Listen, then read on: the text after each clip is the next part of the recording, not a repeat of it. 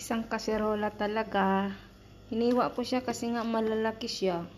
I cut it in half kasi nga it's too big, hindi siya magkasya sa kaserola.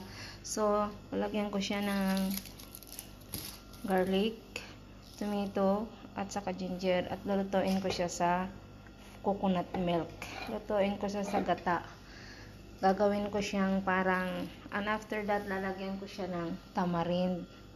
Parang sinigang na pinatuyuan sa gata. Oh, sarap, diba? Swerte naman ang Pinay pala. Dami niyan, oh. Pero alam nyo ba,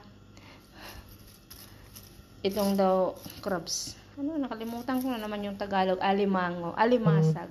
Ito daw alimasag ay kapapataas ng dugo. But hindi naman, kasi nga kumakain na nga ako eh.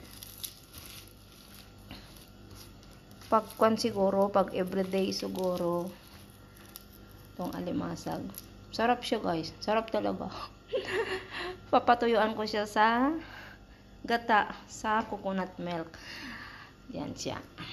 Hiniwa-hiwa ko siya kasi nga malalaki.